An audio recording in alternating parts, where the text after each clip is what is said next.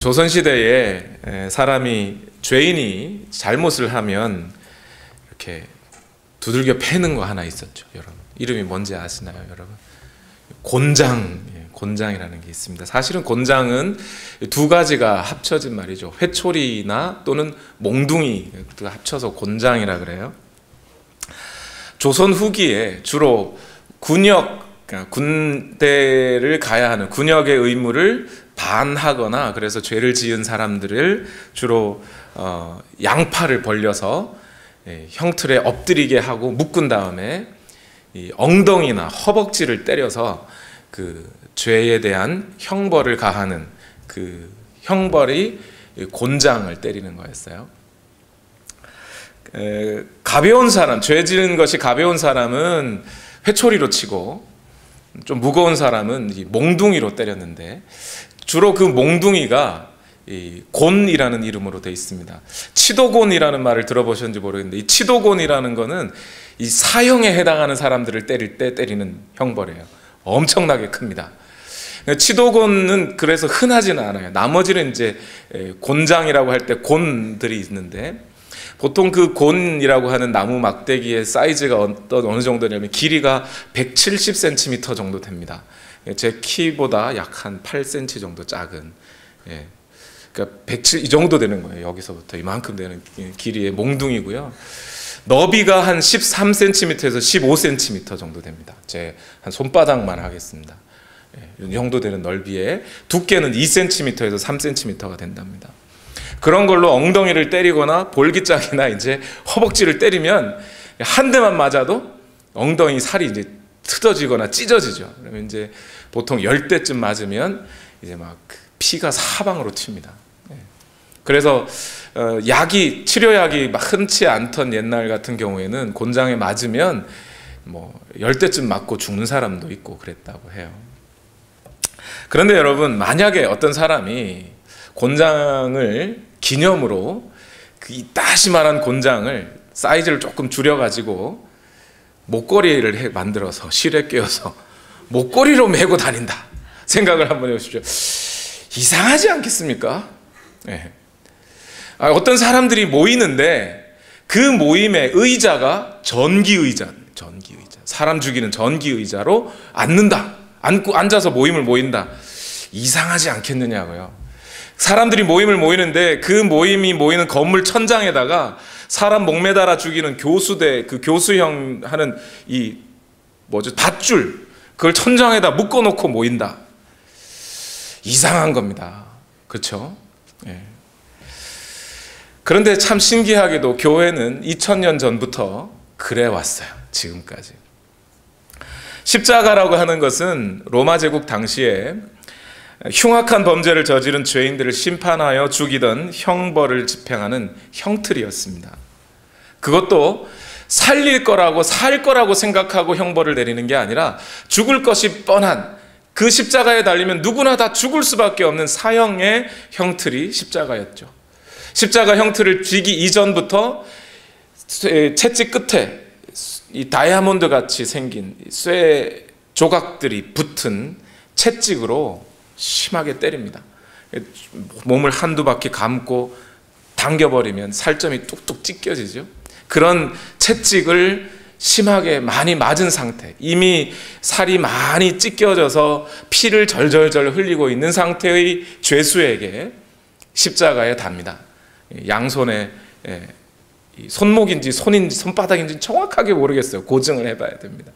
거기에다가 못을 박고 발을 모아서 그 위에 다시 못을 박아서 그 나무 위에 달아 올립니다. 그러면 피를 절절절 흘리게 되겠죠. 그래서 바짝 말라서 죽는 게 십자가 형틀입니다. 그런데 왠지 모르게 이 땅에 존재했던 교회들은 2000년 전부터 이 십자가를 마치 자랑이라도 하듯이 어떤 사람은 팔찌에다가 어떤 사람은 목걸이에다 메고 십자가를 다녔어요.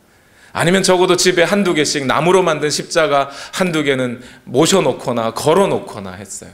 교회들이 모일 때마다 교회로 모이는 그 사람들이 모이는 건물 꼭대기에다가, 그것도 그냥 꼭대기가 아니라 그 위에서 첨탑을 짓고 첨탑 맨 꼭대기에다가 십자가를 달아 올려놨어요. 사람들이 모이는, 교회로 모이는 그 가장 잘 보이는 맨 앞에다가 십자가 형틀을 갖다 올려놨어요. 들어가면 바로 보이는 곳에다가 십자가를 달았어요. 왜 그랬을까요? 왜 교회는 보기만 해도 그 잔인한 흉악한 십자가 형틀을 자기들의 마치 상징이라도 되는 양, 자랑이라도 되는 양 건물 위에다 올려놓고 모일 때마다 그 십자가를 보고 기억하고 묵상하고 그랬을까요? 왜냐하면 이 십자가야말로 예수 그리스도 안에서 살아가는 그리스도인의 삶의 관문이기 때문에 그래요. 이 십자가를 거치지 않고는, 이 십자가의 문을 거치지 않고는 그 어느 누구도 하나님 앞으로 나아갈 수가 없습니다. 하나님과 관계 맺을 수가 없어요. 하나님 아버지께로 난 새롭고 산 길을 나아갈 수가 없어요. 제 아무리 교회에서 봉사를 많이 하고 제 아무리 헌신을 많이 했다고 할지라도, 제 아무리 기독교 교리를 많이 알고 있고 성경의 명령들을 아무리 많이 잘 지켜냈다 하더라도 만약 그 사람이 십자가의 관문을 거쳐서 들어간 사람이 아니라면 그 사람은 가짜입니다. 100% 가짜입니다. 뿐만 아니라 이 십자가는 그리스도인의 삶의 관문이기도 하지만 또한 기독교 진리의 핵심 진리이기도 합니다. 기독교의 모든 가르침과 모든 진리의 그 중심축이 바로 십자가의 진리예요. 십자가의 가르침입니다. 마치 물맷돌을 던질 때 여러분, 물맷돌 끝에 달아놓고 빙빙 돌리죠. 돌리는데 뭘로요? 손으로 그 물맷돌 줄을, 가죽끈을 꽉 잡고 돌려야 돼요. 만약 이 손이 막 흔들리거나 힘이 없으면 어떻게 해야 돼요? 돌이 지 맘대로 날아가 버리는 거예요. 그런 것처럼 기독교 안에서 가르쳐지는 모든 진리의 핵심, 그 구심점에 십자가가 있어요. 그 십자가를 모르면 다른 모든 진리들을 이해할 수 없는 것과 마찬가지가 돼요. 십자가를 제대로 이해하고 십자가의 진리를 분명히 알고 있어야만 다른 모든 기독교의 가르침이 제대로 의미 있는 가르침이 되는 거예요. 그래서 아무리 설교를 들어도 야, 저게 나와는 무슨 관계 있냐, 아무리 목사님이 저 앞에서 설교를 하고 성경을 읽어봐도 나와 관계가 없다라고 생각되는 분이 있다면 그분은 아마 십자가의 진리를 이해하지 못했기 때문일 거예요. 오늘날 교회가, 현대 교회가 세상에 대해서 영향력이 없다고 말해요. 세상을 향해 교회가 외치는데 그 외침이 너무 공허하다고 말합니다. 이유가 뭘까요? 교회가 단지 윤리적으로 못 살아서 그럴까요? 제가 볼 때 이 세상에 믿지 않는 사람들보다 그래도 예수님 믿는 사람들이 더 윤리적입니다. 아니면 그리스도인들 중에 지식인이 없어서 이 세상에 영향력을 못 미치는 걸까요? 제가 보기엔 적어도 그리스도인들은, 적어도 교회 다닌다고 하는 사람들은 일주일에 한 번은 목사님 설교를 들어요. 다른 믿지 않는 사람들보다 훨씬 지식적이세요. 교회가 세상적인 권력이나 명예가 없기 때문일까요? 이 세상에 권력 잡은 자들, 명예 있는 자들 중에 그리스도인 얼마든지 있습니다. 그러한 것으로 이 세상에 영향력을 미치려 해봐야 아무 소용이 없다는 거예요. 문제는 오늘날 십자가의 진리와 십자가의 삶이 없기 때문에 오늘날 교회가 이 세상에 영향력이 없어지는 거예요. 십자가와 관계없는 사람들이 교회 안에서 너무나 많이 늘어나고 있기 때문에 그래요. 자기의 교양을 위해서, 자기의 문화적인 삶을 위해서 교회를 찾고 십자가와는 관계없이 그저 교회 생활을 해가는 사람들이 너무 많다 보니 영향력이 없는 거예요. 또한 교회가 가르치는 가르침 중에 십자가와는 관계없는 가르침들이 너무 많기 때문에 오늘날 교회가 하는 이야기들이 세상에 영향력이 없는 거예요. 교회가 전하는 메시지들 중에 십자가와는 관계없이 성공이나 그저 윤리적인 어떤 고차원적인 윤리적인 강론이나 이런 것들에 다 채워져서 십자가는 다 사라지고 다른 것들만 넘쳐나다 보니까 교회에는 그런 힘이 없어지게 된 겁니다. 오늘날 이 현대 교회의 문제점들을 처음부터 예견한 사람이 있어요. 사도 바울이에요. 사도 바울이 지중해 전역을 돌아다니면서 주의 복음을 증거하고 전하고 다니면서 바울의 마음속에 깊은 고민이 하나가 있었는데 바로 이겁니다. 고린도전서 2장 1절과 2절 말씀에 형제자매 여러분, 내가 여러분에게로 가서 하나님의 비밀을 전할 때에 훌륭한 말이나 지혜로 하지 않았습니다. 나는 여러분 가운데서 예수 그리스도 곧 십자가에 달리신 그분밖에는 아무것도 알지 않기로 작정하였습니다. 고린도에 바울이 이르렀을 때 심히 육체적으로도 연약하던 중에 있었고 마음으로도 두렵고 떨고 있었습니다. 그런데 그가 무엇보다 더 근심과 걱정 중에 있었던 것은 이 십자가의 복음이 제대로 전해지느냐가 문제였던 거예요. 그것이 제대로 전해져야만 했던 거예요. 왜요? 왜 십자가의 복음이 전해져야 하는 건가요? 고린도전서 2장 5절 말씀에 그것은 여러분의 믿음이 사람의 지혜에 바탕을 두지 않고 하나님의 능력에 바탕을 두게 하려는 것이었습니다. 오늘 우리의 믿음이 하나님의 능력 위에 선 바로 분명하고 확실하고 변하지 않는 믿음이 되게 하기 위하여는 십자가의 복음 밖에는 다른 길이 없었다는 겁니다. 십자가의 문을 통과한 자가 아니라면, 십자가의 진리를 선포하는 것이 아니라면 반드시 교회는 변질될 수밖에 없다는 것을 2000년 전에 사도는 분명히 알고 있었던 거예요. 그래서 오늘 우리 그리스도인들은 우리 자신이 이 십자가의 문을 지나온 사람인지, 또 십자가의 진리를 바로 알고 받아들이고 오늘 선포하고 있는 사람인지를 늘 점검해 봐야 되는 겁니다. 미국에 들어올 때 뭐 갖고 들어오죠? 비자 받아서 들어오잖아요. 그리고 그 비자 어떻게 해야 돼요? 늘 집에 있는지 간수를 하고 확인을 해야 돼요.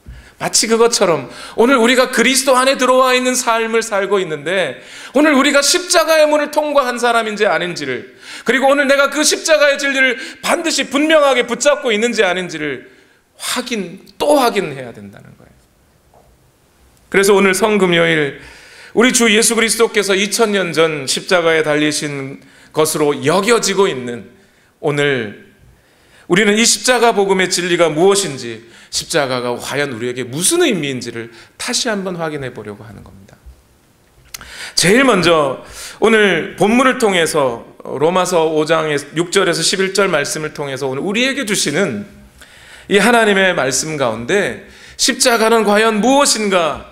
십자가는 바로 하나님께서 우리를 향하신 영원한 구원 계획이 있었다는 것을 알려주는 게 십자가예요. 다시요.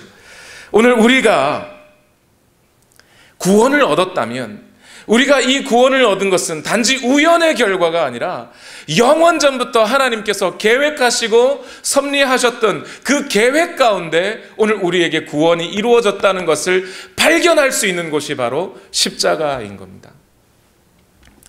과일의 씨 안에 나무가 있고 나무에 성장이 있고 나무에 열매가 있듯이 오늘 십자가 안에 하나님께서 사람을 향한, 특히 저와 여러분처럼 택하신 하나님의 백성들을 향한 하나님의 계획이 고스란히 십자가에 달려 있다는 거예요. 오늘 본문 로마서 5장 6절을 다 같이 함께 읽겠습니다. 시작. 우리가 아직 약할 때에 그리스도께서는 제때에 경건하지 않은 사람을 위하여 죽으셨습니다 라고 얘기해요. 언제 죽으셨다고요? 예수님이요? 제때 죽으셨다 그랬어요. At just the right time. 바로 그때, 분명히 바로 꼭 맞는 바로 그때 우리 주님이 죽으셨다라는 거예요. 이 말 뜻이 뭔가요? 우연히 사람들을 봤더니 십자가 저 줘야 되겠는데 하고 십자가 진 게 아니라고요. 상황을 봐서 십자가 지기로 계획을 했다가 상황이 괜찮으면 취소했다가 다시 바꿔서 십자가를 져야지, 이런 게 아니라 바로 하나님이 예정하신 바로 그때에, 하나님께서 작정하셨던 바로 그때에, 하나님께서 이때에 죽은 것이 옳다고 여기셨던 바로 그때에 그 아들 예수 그리스도께서 십자가에 달려 죽으셨다는 거예요. 그래서 그 십자가 안에는 하나님의 계획이 들어가 있는 거예요. 하나님의 영원한 섭리가 들어가 있는 거예요. 그런데 그때가 언제예요? 그리스도께서 제때에 죽으셨다고 했는데 그 죽으셨던 제때가 언제입니까? 6절에 보니까 우리가 아직 약할 때라고 그랬어요. 약할 때. 여기서 약할 때가 언제인가요? 우리가 약할 때라는 게 요즘 복음성가들 중에 많이 부르는 복음성가에 그런 거 있죠. 약할 때 강함 되시네, 이렇게 불러요. 사람들은 그 노래를 부르면서 맞아, 우리 하나님은 내가 돈 없을 때 돈 주신 분이시지, 이렇게. 예. 아니면 내가 명예 없어서 무시받을 때 나를 다른 사람보다 높은 자리에 앉혀주시는 분이시지, 이런 생각을 하시는 것 같아요. 만약 그러하다면 예수 그리스도는 십자가에서 우리에게 뭘 주셨어요? 돈 주신 분이에요? 명예 주신 분이세요? 만일 약할 때 강함되는 것이 그런 의미라면 우리가 구하는 것은 구원이 아니라 은행 잔고라는 얘기죠. 대통령이나 장관직을 달라는 건가요? 정말 우리 주님께서 그런 것을 주시기 위해 십자가에 달려 죽으셨나요? 십자가에 달리신 주님은 약한 모습 그대로 십자가에 달려 죽으셨어요. 돈 한 푼 없이 옷 하나 걸치지 않고 돌아가셨어요. 그런 분이 우리한테 돈 주려고 그렇게 죽으셨겠어요? 명예롭게 죽으신 것이 아니라 죄인으로 죽으셨다고요. 십자가의 형틀에 달려 죽으셨어요. 그런 분이 우리에게 명예 주시려고 그렇게 죽으셨겠습니까? 여기서 약할 때라는 말은 구제불능일 때라는 말과 똑같아요. 구제불능, 다시 말해서 사람에게서는 전혀 선한 것을 찾아볼 수 없을 때, 선한 것을 의지하지도 않을 때, 타락하여 하나님을 그 마음으로부터 밀어내고 하나님의 것을 전혀 택하지 않을 바로 그때에, 그리고 사람 안에서는 도저히 사람을 구원해낼 만한 그 어떤 지혜와 능력과 은혜도 찾아볼 수 없는 바로 그때가 사람이 약할 때라는 거예요. 그래서 이 약할 때에 대해서 설명하는 목사님들 중에 마틴 로이드 존스 목사님은 이런 이야기도 하셔요. 예수님이 십자가를 지신 때를 역사적으로 한번 살펴보자. 역사적으로 살펴보면 이 세상에 문명들이 있었죠. 황하 문명, 이집트 문명, 메소포타미아 문명, 이런 것들이 있었죠. 이러한 문명들이 다 꽃을 피웠다가 결국 다 사그러져 버렸던 때, 이집트마저도 그 오랜 명맥을 이제 다 끊어져 버린 바로 그때 예수님이 십자가를 지셨다는 거예요. 무슨 얘기가 되는 거예요? 이 세상의 문명이 사람을 구원할 수 없다는 얘기가 되는 거예요. 또 역사적으로 살펴보면 그리스라고 하는 철학과 지혜가 최고로 발달했던 그 그리스라는 나라에서, 그 그리스라는 나라가 로마의 정복을 당했을 때 그때 죽으셨다는 거예요. 무슨 뜻이겠어요? 사람의 지혜나 철학이 사람을 구원할 수 없다는 뜻이 된다는 거예요. 오늘날 우리 사람들이 똑똑하다고 생각하죠. 여러분, 아리스토텔레스보다 전혀 똑똑하지 않습니다. 오늘날 사람들. 그것뿐인가요? 당시 로마 제국이 이 세상에 무엇으로 유명했냐면 법으로 유명했어요. 로마에 가면 로마법을 따라라 그랬잖아요. 법률로 유명했습니다. 그런데 그 로마법이 완전히 깡그리 무시되고 황제라고 칭하는 가이사 아우구스투스가 독재하고 있을 때, 바로 그때 예수님이 돌아가신 거예요. 무슨 얘기예요? 이 세상에 법으로도 사람을 구할 수 없다는 얘기입니다. 이처럼 인간이 약할 때, 그 어떤 것도 사람을 구해줄 수 없을 때, 바로 그 경건하지 않은 자들을 위하여 예수 그리스도께서 죽어주셨다는 거예요. 경건하지 않은 자가 어떤 자들이에요? godlessness, 하나님이 없는 자들, 하나님이 그 마음에 없을 때, 하나님을 섬기지 않을 때, 그때 경건하지 않은 그들을 위하여 예수님이 죽어주셨다는 겁니다. 이 말을 들으면 유대인들은 발끈할지 모릅니다. 아니, 우리가 경건하지 않다고? 우리가 모세오경을 어려서부터 외우고 있고 그 매일매일 구제하면서 일주일에 하루는 금식하고 안식일을 철저하게 지키며 하나님 앞에 드려야 할 11조도 팥뿌리까지 세서 하나님께 드렸는데 우리가 경건하지 않다고 말이 되느냐? 예수님의 제자들은 주의 성령을 받은 후에 유대인들을 향하여 너희는 경건하지 않다라고 분명히 얘기했어요. 왜 경건하지 않아요? 베드로의 설교 중에 그런 얘기가 있죠. 너희는 지금까지 우리의 조상이 홍해를 건너고 난 이후부터 지금까지 단 한 번도 하나님을 향하여 예배한 적이 없다 그랬어요. 무엇을 위해 예배했느냐? 바로 너희 배를 섬긴 것이 아니냐? 너희 자신을 위하여 예배한 것이 아니냐? 너희가 살아나려고, 너희가 복받으려고 예배한 것이 아니냐? 너희의 하나님은 우리가 섬기는 그 하나님이 아니라, 말씀 속에 있는 그 하나님이 아니라 너 자신이지 않았느냐는 거예요. 그래서 너희는 경건하지 않다라고 얘기하는 거죠. 하나님의 아들 예수 그리스도께서 십자가를 지신 것은 인간이 그 어떤 도움도 기대할 수 없을 정도로 약하여 있을 때, 하나님을 섬기는 것이 전혀 없는 경건하지 않을 때 일어난 사건이라는 거예요. 오늘 십자가의 관문을 통과한 사람들은 이거 알지 않습니까? 과거에 나는 경건한 줄 알았어요. 남들보다 좀 나은 사람인 줄 알았어요. 적어도 내 주먹이 나를 구원할 수 있을 줄 알았어요. 내가 열심히 공부해서 내 지식과 내 지혜가 나를 구원할 수 있을 줄 알았어요. 그런데 십자가를 만나고 봤더니 그거 다 아무것도 아니었다는 것을 알지 않습니까? 십자가를 만나야 그것이 발견이 되는 거예요. 그래서 오늘 십자가를 만날 수 있다는 것, 십자가의 관문을 통과한다는 것은 그 십자가 가운데 그 연약한 우리를, 아무런 도움을 받을 수 없는 우리를, 경건하지 않은 우리를 창세 전부터 보고 계시며 살려내시고자 영원한 계획 가운데 바로 그때 구원하시기로 작정하시고 그 시를 이루신 하나님을 믿고 받아들인다는 의미가 되는 겁니다. 두 번째로 오늘 십자가의 의미는 무엇이냐면, 첫 번째는 하나님의 영원하신 계획을 십자가의 의미가 들어가 있다고 그랬죠. 근데 계획만 가지고는 사람이 구원을 받을 수 없습니다. 계획과 함께 무엇이 있어야 돼요? 실행이 있어야 돼요. 오늘 십자가 안에는 하나님께서 그 영원한 계획에 따라 오늘 우리를 구원하셨던 구원 활동이 그 십자가 안에 들어가 있다는 겁니다. 로마서 5장 7절에서 8절 말씀 다 같이 읽어보겠습니다. 시작. 의인을 위해서라도 죽을 사람은 거의 없습니다. 더욱이 선한 사람을 위해서라도 감히 죽을 사람은 드뭅니다. 그러나 우리가 아직 죄인이었을 때에 그리스도께서 우리를 위하여 어떻게 하셨다고요? 죽으셨습니다. 여기까지 읽지요. 이 십자가에는 하나님의 구원 활동이 있다는 거예요. 사람을 구해내고자 하는 하나님의 구원 활동, 단지 계획만 세우시고 섭리만 하시고 팔짱 끼고 가만히 계시는 게 아니라 오늘 인간의 역사 가운데 들어오셔서 그 죽어가는 영혼들을 살리시고자 하는 하나님의 건지심의 활동이 이 십자가에 있다는 거예요.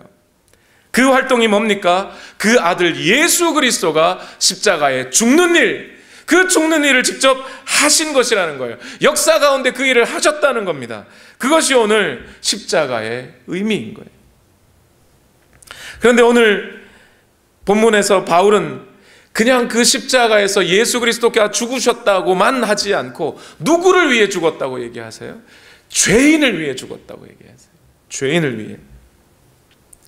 그러면서 의인을 위하여 죽을 수 있는 사람이 간혹 있을지 모르고 선한 사람을 위해 죽을 사람이 또 혹시 있을지 모르지만 죄인을 위해서 죽을 사람은 없다라고 단언하고 있어요. 여기서 말하는 의인과 선인을 좀 구분을 하시면 오늘 본문이 좀 더 이해가 쉽습니다. 이 의인이라는 사람은 어떤 사람인고 하면 정직하고 바르고 법이 있으면 법 그대로 준수하는 사람들, 의로운 사람들이 이런 사람들이에요. 선한 사람이라고 하는 사람은 의로운 사람보다 조금 더 나은 사람이에요. 선한 사람도 정직하고 바르고 법도 그대로 잘 지키죠. 선한 사람은. 근데 거기에다가 뭐가 더 있어요? 이 사람은 사랑이 있어요. 그래서 다른 사람을 위하여 자기 자신의 선을 베풀 줄 아는 사람, 그런 사람을 선인이라 그래요. 그런데 여러분 한번 생각해 보시죠. 의로운 사람, 여기에 만약 한 사람이 있는데 미국에 있는 모든 법률과 한국의 법률까지 다 알고 있는 그대로 잘 지킬 뿐만 아니라 정직하고 고든 사람이 있어요. 그 사람이 여러분을 위해서 여러분에게 죽어달라 그러면 죽어주시겠습니까? 혹시 있을지 모르겠다, 간혹 있을지 모르겠다, 바울은 그렇게 얘기하죠. 그런데 의로운 사람이 아니라 의롭기도 하면서 선한 사람이 있어요. 착해요. 예를 들면 법도 다 잘 지켜줬는데 여러분이 가난할 때 여러분에게 빚보증서 주신 분이 있다고 치십시다. 그분이 여러분에게 나를 위해 좀 죽어달라고 하면 그래도 죽어주시겠습니까? 혹시 죽어주실 분이 있을지 모르겠어요. 그런데 죽어주는 정도가 아니라 오늘 여러분의 자녀를 달라 그러면 주겠습니까? 나 죽여라 차라리. 내가 죽으면 죽었지 내 아들 내 딸은 못 주죠. 그게 다 사람의 마음이에요. 그런데 오늘 바울은 분명히 이렇게 강조하여 얘기하고 있습니다. 하나님은 의인도 아니고 선인도 아닌 죄인을 위하여 자기가 죽어주시는 정도가 아니라 자기 아들을 보내서 죽어주셨다는 거예요. 만약 하나님이 이 아들 보내시는 사랑을 그냥 계획만 하고 있었으면 우리에게 구원이 없습니다. 그러나 하나님은 직접 그 일을 행하셨다는 거예요. 이렇게 말씀드리면 그럼 내가 죄인인가? 맞아 이러면서 또 십자가 생각하면서 몇 번 울어야 되죠. 나는 죄인입니다. 내가 죄 지은 게 뭔가? 살인은 한 게 없는데, 거짓말 조금 하긴 했는데, 이런 생각하면서 굳이 그 거짓말 가지고 예수님이 죽어주셔야 했나? 이런 생각을 하실 때가 있어요. 특히 모태신앙이라고 하시는 분들은 주로 예수님의 십자가를 가지고 하나님의 사랑을 이야기 막 하면 사실 그게 감이 잘 안 와요. 왜냐하면 어려서부터 성경을 잘 지켜왔거든요. 어려서부터 부모님 말씀을 잘 지켰어요. 순종 잘했어요. 모태신앙이라고 하는 사람들이 머리에 뿔 나가지고 막 살인하고 그런 사람 별로 없습니다. 대부분 착해요. 어려서 순해요. 근데 순한데 하나님의 사랑과 십자가의 진리를 전하면 마음이 바뀌질 않아요. 어려서부터 착했는데 뭘 굳이 내게서 죄를 찾기가 어렵죠. 그런데 죄인을 위해 죽었다니까 그 무슨 말인지 잘 이해가 안 돼요. 저는 이 시간 그런 분들께 여러분이 죄인이라고 여러분의 죄를 드러내려고 할 생각은 없습니다.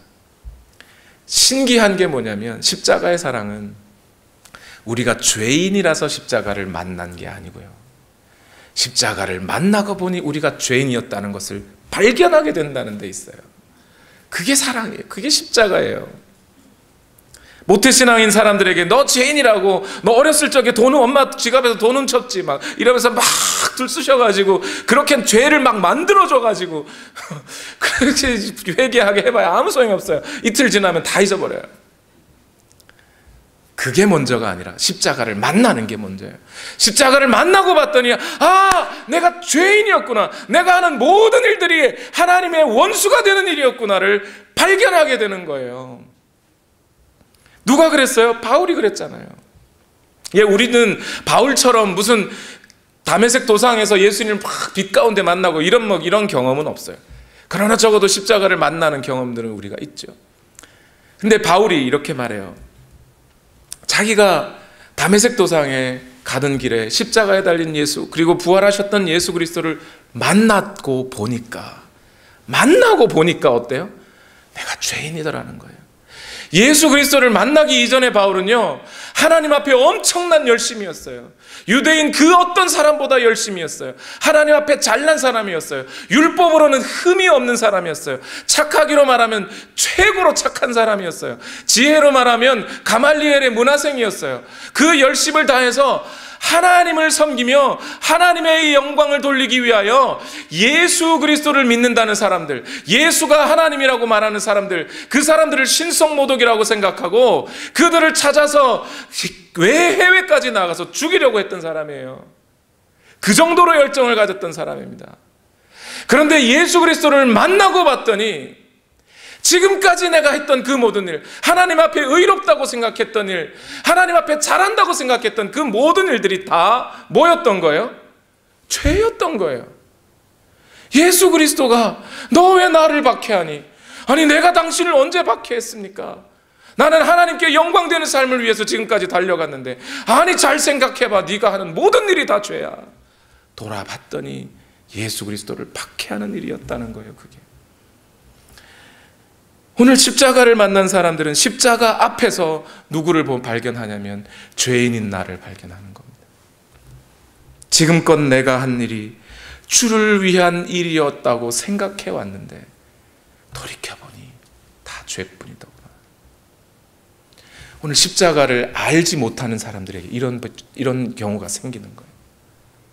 교회는 열심히 다니고 자기가 옳다고 주장하는 일들을 열심히 주장해 왔는데, 자기가 옳다고 믿는 모든 일들을 그렇게 말해 왔는데, 알고 봤더니 예수 그리스도와는 전혀 관계없는 이야기들, 하나님의 말씀과는 전혀 관계없는 일, 아니 도리어 주의 복음이 선포되는 일에 방해가 되는 일들만 해왔다는 거죠. 아, 내가 죄인이었구나. 십자가를 만나야 그것이 발견되는 거예요. 그래서 이 두 가지가 합쳐져요. 이제 앞에서 말씀드렸던 하나님의 영원한 계획과 두 번째로 말씀드렸던 그 하나님의 실제로 그 계획을 이 땅에 십자가에서 이루신 그 하나님의 역사하심이 만나면 결국 그것을 뭐라고 말해요? 하나님의 사랑이라고 말하는 거예요. 오늘 로마서 5장 8절 하반절을 다 같이 읽어보겠습니다. 시작. 이리하여 하나님께서는 우리들에 대한 자기의 사랑을 뭐요? 실증하셨습니다. 여기서 우리는 좀 분명히 하고 넘어가야 돼요. 십자가 신학에서 우리가 분명히 해야 할 것이 하나가 있어요. 두 가지가 있어요. 한 가지는 뭐냐면, 어떤 분들은 예수 그리스도께서 십자가를 지셨다고, 그래서 하나님과 인간 사이에 놓인 길을, 막힌 담을 허무시고 그 길을 여셨다고 얘기를 하니까 어떻게 생각하냐면, 사람은 무조건 말 안 듣고 죄인이고 나쁜 놈이고, 하나님은 그 죄인들을 무조건 벌하기만 하려고 하는 이 진노, 분노하시고 그렇기만 하신 하나님. 그런데 예수님께서 아버지 좀 말리시고 그러지 마세요, 니네도 좀 말 좀 잘 들어, 이렇게 중재한 분으로 예수님을 이해해요. 근데 십자가 신학을 만나고 보면 그게 아니라는 거예요. 무슨 얘기죠? 하나님이 사랑하셨다는 거예요. 예수님이 십자가를 지신 것은 하나님은 분노하고 저는 무조건 죽이겠다가 아니라, 하나님이 벌써 예정하시고 생각하시고 그 아들을 통하여 십자가를 지도록 그렇게 계획하시고 실행까지 하신 분이 하나님이라고요. 하나님이 사랑하신 거라고요.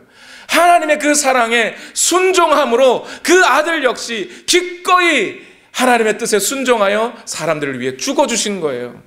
하나님은 진노하시는 분, 예수님은 사랑, 이렇게만 나누시면 안 되는 거예요. 하나님도 사랑이시고 그 아들도 사랑이신 거예요. 둘째로 십자가에서 증명되는 것은 우리의 사랑이 아니고 누구의 사랑이요? 하나님 아버지의 사랑이에요. 오늘날 이 사람들이 너무 자기중심적이 돼가지고 자기가 좋아하면 하나님이고 자기가 싫어하면 하나님 아닌 것처럼 생각해요. 그래서 집회 같은 데 가면 사람들 모여가지고 찬양만 열심히 부르면서, 여러분 하나님을 사랑하십니까? 야, 아멘. 예, 하나님 사랑하는 거 좋아요. 예, 하나님 사랑하세요. 그러면서 하나님 앞에 하트 뿅뿅 날리고 괜찮아요. 그런데 그것이 우리의 믿음의 기반이 될 수는 없어요. 왜? 우리는 하루에도 12번이라도 더 변하는 게 우리 마음. 거기다가 무슨 우리의 믿음을 바쳐요. 오직 우리는 하나님의 사랑을 받을 뿐이에요. 십자가에서 우리를 사랑하신 하나님의 사랑을 경험할 뿐이에요. 성경은 우리에게 먼저 니네 하나님을 사랑해라고 강요하지 않습니다. 하나님의 사랑을 받으라는 거예요. 하나님의 사랑을 경험하라는 거예요. 일단 받으라는 거예요. 그럼 자연스럽게 하나님을 사랑하게 될 것이라는 거예요. 저희 장모님이 저에게 늘 남기신, 아직도 잊어버리지 않는, 결혼하기 직전에 저에게 하신 말씀이, 사랑 받아봐야 사랑할 줄 안다네. 그 얘기를 하셨어요. 그 얘기가 뭐예요? 아내에게서 사랑을 자꾸 요구하지 말고 네가 아내를 사랑해 줘라. 그러면 아내는 자연스럽게 사랑할 것이다, 이런 거죠. 예.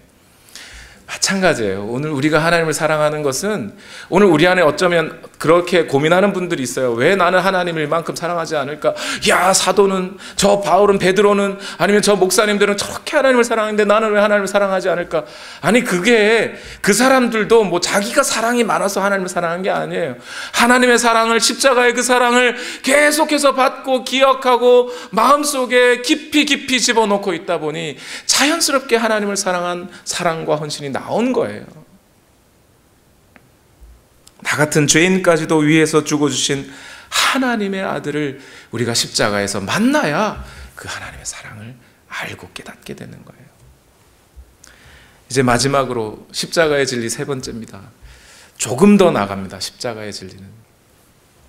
십자가 안에는 무엇이 들어있어요? 하나님의 영원하신 뜻과 계획, 그리고 하나님의 활동, 즉 아들을 십자가에 달려 죽게 하시는 그 하나님의 활동이 드러나 있습니다.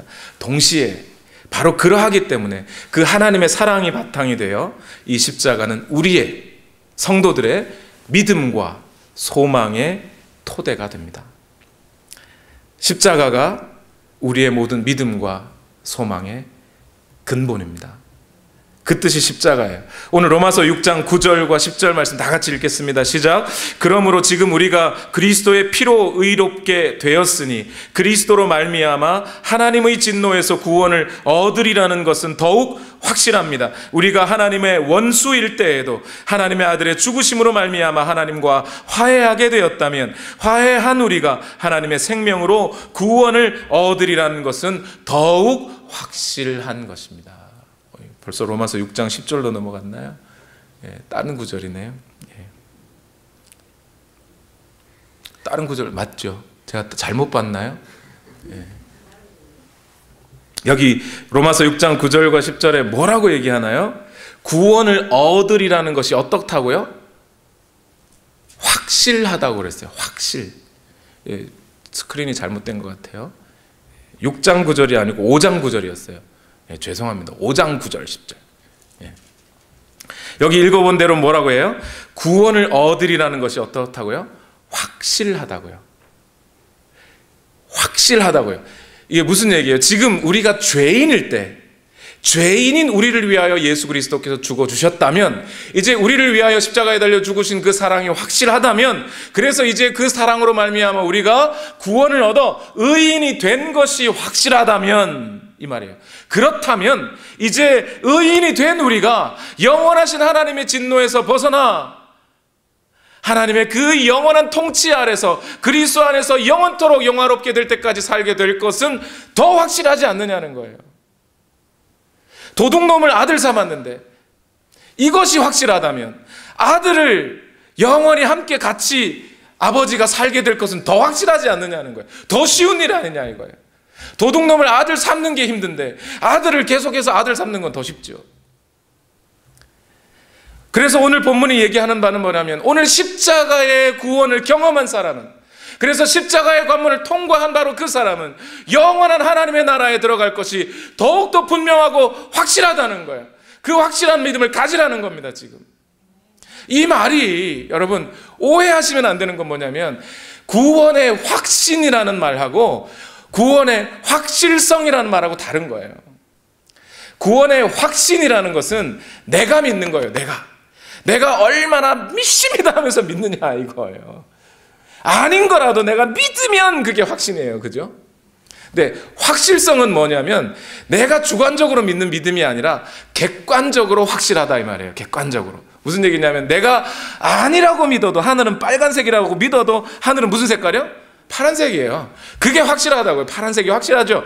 그런 것처럼 하나님께서 오늘 십자가를 통과한 바로 그 사람을 하나님의 영원한 천국까지 이끌어 가실 것이라는 것은 무엇보다 확실하다. 그것을 받아들이라는 거예요. 그 구원의 확실성을 받아들이면 오늘 우리 안에 뭐가 생겨요? 확신이 생겨요. 내가 구원받은 자이구나. 그렇게 되는 거예요. 여러분 믿으십시오. 믿으시면 아멘 하십시오. 아멘 했다고 확신이 생기는 게 아니고 그 구원의 확실성을 오늘 우리 안에 싹 가지면, 그걸 우리의 지식으로 가지면 나를 위하여 죽어주신 예수 그리스도가 이제 영원토록 나와 함께 하실 것이라는 것이 확실하면, 그러면 우리 안에 뭐가 생긴 거예요? 확신도 생긴다 이 말이에요. 그래서 바울이 이 말을 이렇게 표현한 거죠. 로마서 8장 38절 39절, 나는 뭐합니다? 확신합니다. 죽음도 삶도 천사들도 권세자들도 현재일도 장래일도 능력도 높음도 기쁨도 그 밖에 어떤 피조물도 우리 주 예수 그리스도 안에 있는 하나님의 사랑에서 끊을 수 없느니라. 그 모든 것보다 위에 하나님의 능력이 있고 그 하나님이 오늘 우리를 사랑하기로 작정하셨다면 그 하나님이 우리를 구원하시는 것은 확실하지요. 그 확신을 우리가 지식으로 알고 있으니 우리 마음에 뭐가 생긴 거예요? 확신이 생긴 거예요. 여러분, 이 확신이 무엇을 통해서 온다고요? 십자가를 통해 온다고요. 십자가를 봐야 보이죠. 십자가를 바라봐야 거기서 나를 위해 죽으신 아들이 보이시는 거죠. 그 아들을 통해 이 구원이 확실하구나. 그러므로 내게 확신도 생기는 거예요. 그런데 그래서 오늘 로마서 5장 9절과 10절 말씀을 다시 한번 읽어보겠습니다. 시작. 그러므로 지금 우리가 그리스도의 피로 의롭게 되었으니 그리스도로 말미암아 하나님의 진노에서 구원을 얻으리라는 것은 더욱 확실합니다. 우리가 하나님의 원수일 때에도 하나님의 아들의 죽으심으로 말미암아 하나님과 화해하게 되었다면 화해한 우리가 하나님의 생명으로 구원을 얻으리라는 것은 더욱더 확실합니다. 이렇게 말해요. 확실하다는 말이 계속 반복되면서 그 앞에 또 뭐가요? 그리스도의 피로 말미암아, 그리스도로 말미암아, 그의 생명으로 말미암아 우리가 구원받은 것이 확실하다, 이렇게 얘기해요. 십자가의 확실한 지식이 바로 여기에 있어요. 여러분, 우리가 우리의 노력으로, 우리의 의로 구원을 받은 게 아니라는 점 다시 기억해야 된다는 거예요. 우리가 구원받은 것, 우리가 십자가의 관문을 통과하게 됐다는 것은 예수 그리스도의 피로 된 거예요. 확실한 그 사실, 2000년 전에 있었던 바로 그 팩트, 그 사실을 기반으로 해서 오늘 우리에게 구원이 있는 거예요. 내가 조금이라도 의의가 있어서, 내가 좀 잘났으니까, 내가 이 교회에서 10년, 20년 봉사했으니까 바로 그런 이유 때문에 하나님이 나를 구원했을 거라고 생각하면 절대 오산이에요. 그렇게 믿는 사람들은요, 이제 조금만 내일 지나면 다시 불안해집니다. 왜 그렇죠?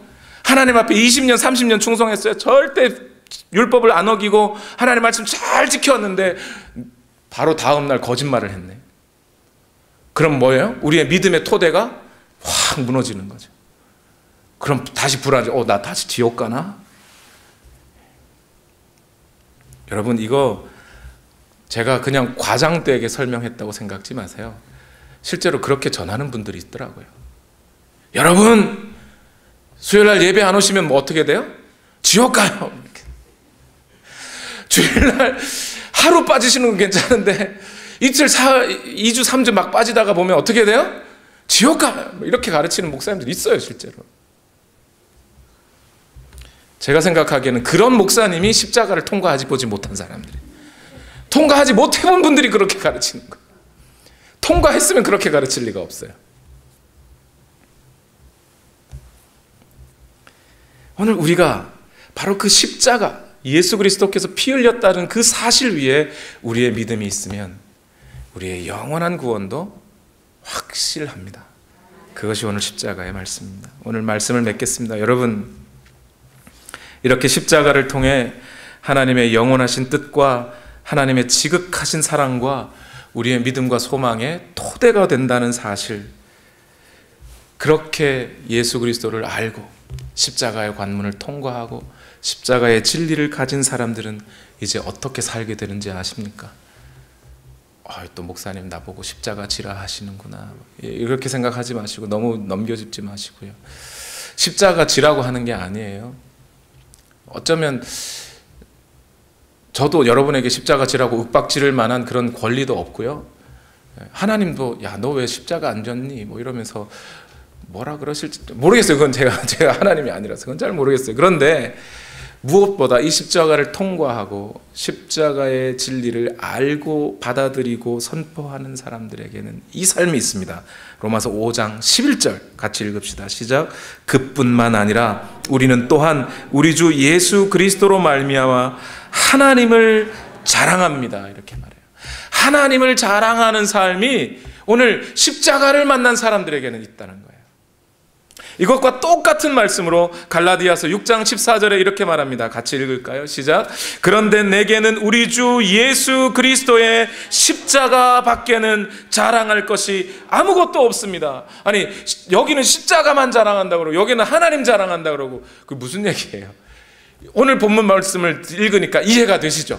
십자가 안에 하나님의 계획이 있고, 십자가 안에 하나님의 활동이 있고, 십자가 안에 하나님의 영원하신 사랑이 있고, 그 십자가 안에 우리 성도들의 믿음과 소망의 토대가 있으니 십자가를 자랑하는 것이나 하나님을 자랑하는 것이나 같은 거라는 거예요. 여러분에게 당장 십자가 지라고 하지 않겠어요, 여러분? 예수님을 따르는 사람들은 어차피 십자가 져야 돼요. 안 지고 못 따라가게 돼 있어요. 그 이전에 오늘 여러분이 십자가를 통과하신 분들이라면 그 십자가가 나를 위한 십자가였다는 사실을 분명히 알고 있는 사람이라면, 아이작 와츠처럼 이렇게 고백할 거예요. 주 달리신 죽은 십자가, 우리가 생각할 때에 세상에 속한 욕심을 헛된 줄 알고 버리네. 죽으신 구주 밖에는 자랑을 말게 하소서. 보혈의 공로 힘입어 교만한 마음을 버리네. 못 박힌 손발 보오니 큰 자비 큰 사랑 나타내셨네. 가시로 만든 면류관 우리를 위해 쓰셨네. 온 세상 만물 가져도 주 은혜 못 다 갚겠네. 놀라운 사랑 받은 나 몸으로 재물 삼겠네. 이게 십자가를 자랑하는 삶이에요. 내 교만한 마음 버리고 세상의 욕심 다 버리고 십자가 앞에 섰더니 그 사랑 그 은혜 감사하여 내가 갚을 수 있는 것 없으니 내 몸을 재물 삼아 주의 말씀 뜻 순종하여 살겠네. 이게 십자가를 자랑하는 자의 삶입니다. 우리 시간 이 찬송 드리고 우리 함께 기도합시다.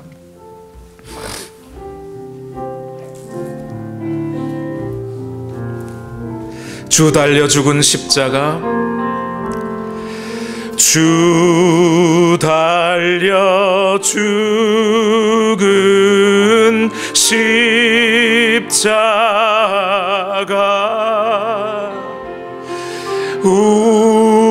우리가 생각할 때에 세상에 속한 욕심을, 세상에 속한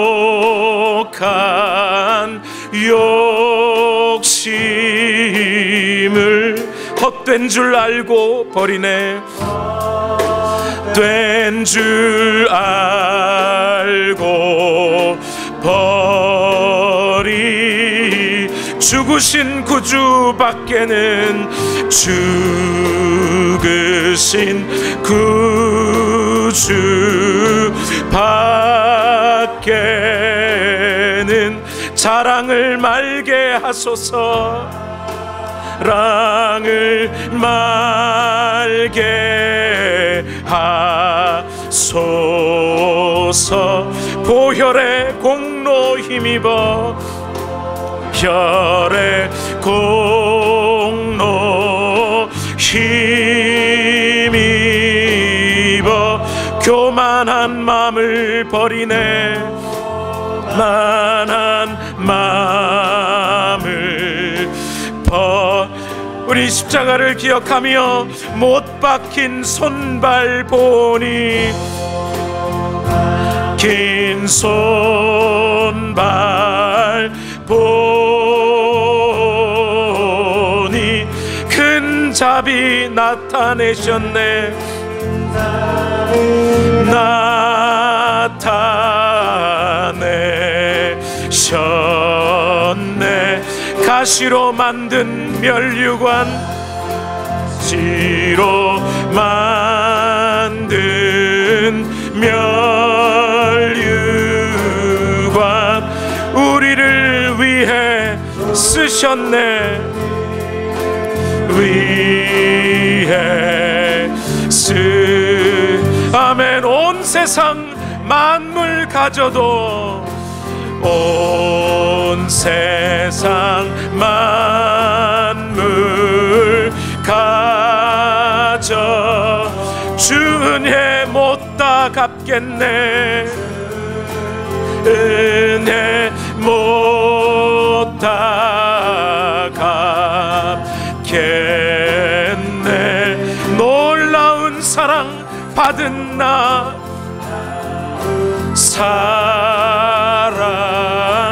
받은 나 몸으로 재물 삼겠네.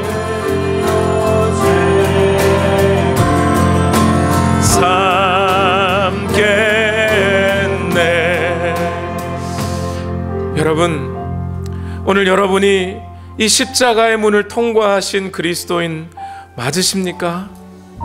이 십자가의 진리를 마음속 깊이 모시고 오늘도 입술로 이 진리를 선포하며 오늘 십자가를 자랑하고 우리 하나님께서 우리에게 베푸신 이 사랑을 자랑하는 그런 성도 맞으십니까? 맞아야 합니다. 맞아야 합니다. 이 십자가를 만나야, 이 십자가의 진리가 오늘 우리의 마음 깊은 곳에 있어야, 그래 오늘 우리는 그리스도인이요, 그래 오늘 하나님의 그 영원한 구원이 오늘 우리에게 있는 것을 확신할 수 있게 됩니다. 우리 이 시간 다 같이 함께 기도하실 때, 주여 오늘 내가 십자가의 관문을 통과한 자로, 십자가의 진리를 중심에 모신 자로 살아가게 하옵소서. 오늘도 그 십자가를 만나게 하여 주옵소서. 행여라도 아직 그 십자가를 만나지 못한 분들이 있다면 오늘 주여 나를 만나 주옵소서. 우리 시간 다 같이 함께 기도하겠습니다. 살아계신